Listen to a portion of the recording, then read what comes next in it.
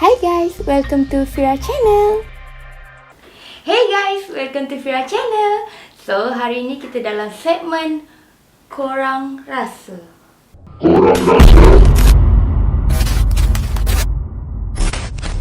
So, dalam segmen Korang Rasa, selalunya kita akan cakap tentang satu topik. Tapi hari ini kita akan cakap 5 topik, iaitu tentang pasar,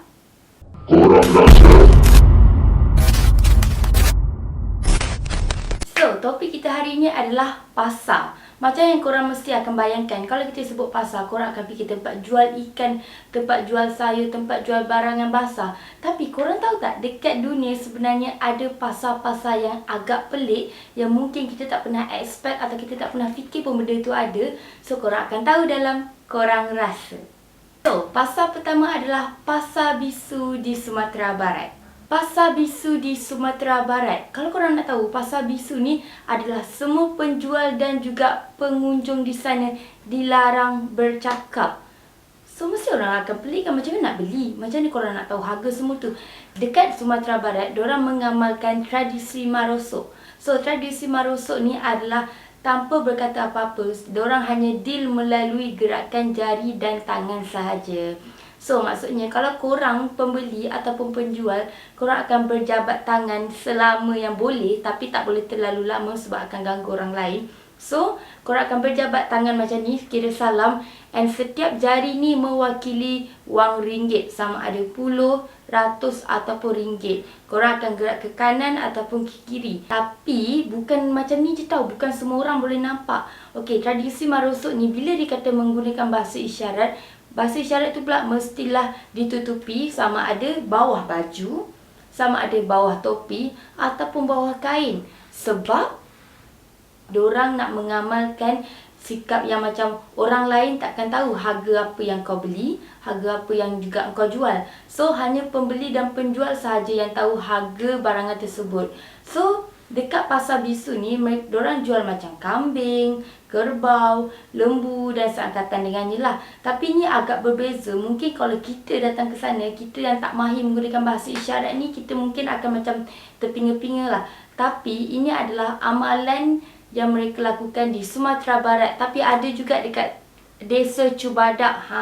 Tak banyak, tak semua dunia, tak semua negara ada. Semua dunia pula. Tak semua negara ada. Cuma ada di beberapa negara yang sangat unik, iaitu di Indonesia, di Sumatera Barat. So, korang, kalau korang nak ke pergi ke pasar macam tu untuk berjual beli, walaupun korang tak dapat menggunakan kata apa-apa dan semua hanya menggunakan bahasa isyarat, sebab kita tak tahu sama ada pembeli tu dapat harga tu, kita dapat harga ni. Kalau saya akan pergi sebab benda tu macam rare kan, bukan ada semua dekat seluruh dunia. Kalau korang, korang rasa?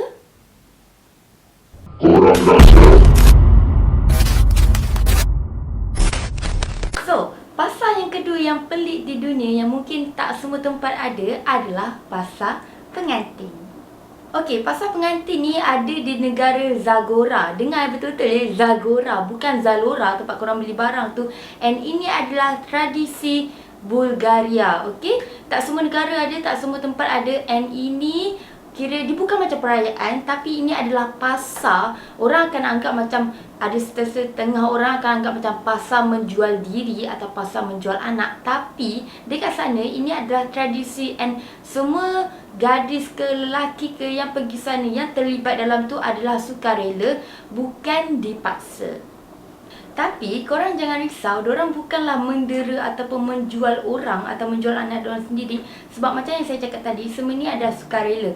And gadis yang terlibat mestilah umur 15 tahun ke atas baru layak untuk cari calon suami dekat sana.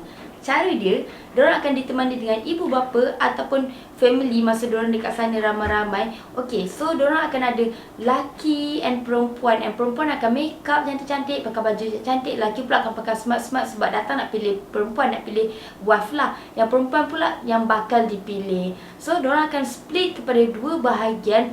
And that time diorang akan menari, kira macam dance, saya pun tak tahulah apa nama dance tu, tapi diorang akan kira menari and kenal-kenal. So dekat situlah diorang akan berkenalan. Jadi kalau berkenan, kalau lelaki tu rasa suka perempuan tu untuk dijadikan wife, and perempuan tu pun rasa macam okey, Diorang dekat situ juga diorang akan bincang harga perkahwinan. So macam dekat Malaysia kita anggap wang hantaran lah. So dekat situ juga diorang akan bincang. Maksudnya tengah ramai-ramai orang ni, korang tengah menari-nari macam tengah happening macam dekat pesta tu, kalau ada someone datang macam berminat and then anak korang pun dah berkenalan macam tu, tapi ibu bapa diorang still akan stand dekat tepi diorang tau. So diorang tetap akan bincang harga. Kalau ikut apa yang diorang cakap, apa yang diorang tetapkan itu, harga perkahwinan untuk anak dara perempuan diorang adalah start daripada 12,000 sehingga ke 24,000. Tapi tu dulu. Sekarang harga semakin merundum. Saya pun tak sure kenapa. And dia depends juga, bergantung kepada pasangan tersebut. Tapi selalunya bila diorang dah berkenan, bila lelaki tu dah berkenan kepada anak perempuan diorang terus tetapkan harga dekat situ juga. Tapi ada satu yang slack sikit tradisi ni dekat sini. Kira macam kalau diorang dapat tahu lelaki tu adalah daripada family yang kaya, diorang terus macam okey, ngam. Kira macam tanpa asal-usul periksa yang lebih lanjut berbanding dengan orang biasa, orang sederhana ni lah. Diorang lebih memilih macam tu. Tapi tak semua orang akan join. Tapi kebanyakannya diorang akan sukarela hati macam tu. And benda yang paling penting, benda yang macam agak tricky dekat sini, diorang sama ada ibu, kira macam ibu mertua lah, bakal ibu mertua tu akan cubit peha bakal pengantin perempuan tu untuk make sure diorang virgin atau tak, sama ada sesuai atau tak untuk dijadikan menantu. So pasal ni kira sangat sesuai lah pergi untuk makcik-makcik bawah. Macam kita tahu kan, dekat Malaysia kan banyak makcik bawah macam tanya, kau bila nak kahwin, kau bila nak kahwin. Sedangkan anak dia pun tak kahwin lagi. So dorang inilah pasal. Pasal ni akan ada setahun dalam 1 hingga 4 kali untuk dijadikan tempat mencari jodoh. So kalau macam saya kat sana pun kan, saya pun akan pergi ke make sure kita nak tengok tahu benda-benda macam tu menarik. And bukan setiap bulan ada, bukan setiap minggu ada. So kalau korang ada dekat sana and benda macam tu ada dekat Malaysia, korang akan join tak? Korang rasa?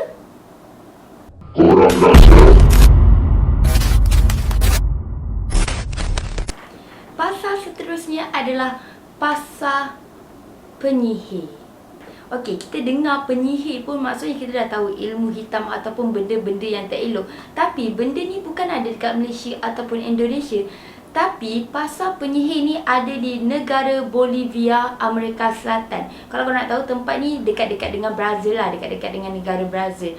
So basically pasal ni sangat scary, tapi benda ni macam normal dekat belah-belah sana. Macam kita tahu belah-belah sana kan benda ni agak macam biasa macam tu kan. Kalau diorang tengok patung-patung yang macam menggunakan ritual ke untuk persembahan ke, ataupun zaman sekarang ni diorang ramai menjadikan benda tu sebagai cendera hati. So pasal ni bertujuan untuk semua penggemar-penggemar alam mistik ataupun macam bomoh ke, orang yang berkenaan benda-benda macam tu, untuk dorang beli barang-barang kelengkapan dorang. Okey, dekat situ benda yang korang tak pernah terfikir ada jual pun akan ada jual. Contohnya, okey, katak kering.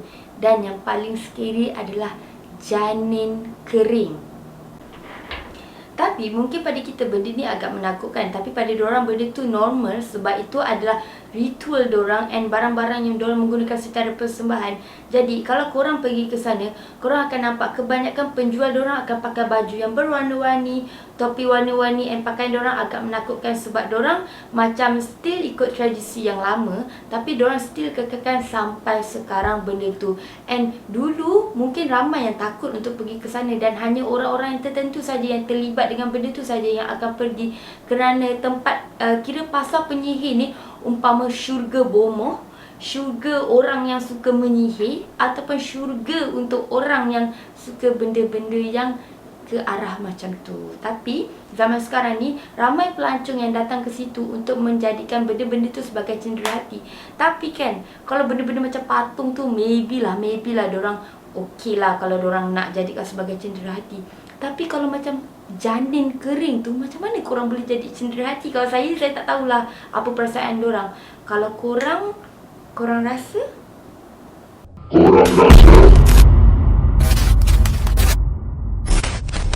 Yang terakhir adalah Pasar Meklong, Thailand. Okey, kalau korang perasan, pasar ni mungkin kita dah selalu nampak dekat Instagram, dekat Facebook ataupun dekat Google. Senang cerita kita dah nampak lah pasar ni memang sangat cantik. Tempat dia ada di railway kereta api station dekat Thailand, dekat dengan Bangkok dalam 2 jam macam tu. Tapi benda yang korang nak kena tahu adalah cara dia bukan biar je tau. Macam kita mesti akan fikir kereta api lalu macam mana lah barangan-barangan diorang. Rupanya gerai diorang adalah gerai beroda, and diorang canvas tu adalah canvas yang senang buka and tutup.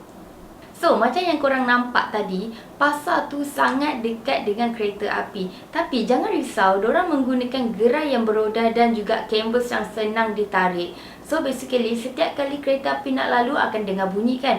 And sebab diorang dengar bunyi, sebab itulah diorang akan tarik gerai-gerai diorang and barangan-barangan diorang ke tepi untuk mengelakkan daripada dilanggar. Diorang bukan stay kat situ untuk for free, tapi mereka bayar sewa tapak kepada kerajaan. Sebab bila kerajaan suruh pindah, diorang tetap tak nak pindah kerana kat situ adalah tempat pada diorang untuk mencari rezeki. Dan sekarang tempat tu dah jadi pun tempat pelancongan. Tapi itu cara diorang untuk tak nak pindah walaupun diorang tahu kat situ ada kereta api ke ataupun bahaya, and itu adalah cara mereka masing-masing. Kalau korang diberi pilihan untuk stay dekat tempat yang korang dah lama meniaga walaupun ada kereta api tengah-tengah and benda tu akan bahayakan korang punya keselamatan semua tu, walaupun korang menggunakan cara yang betul tapi kita tak tahu kan apa akan jadi, ataupun korang tetap akan berpindah ke tempat lain bila ada laluan kereta api dekat depan betul-betul gerai korang. Kalau korang rasa?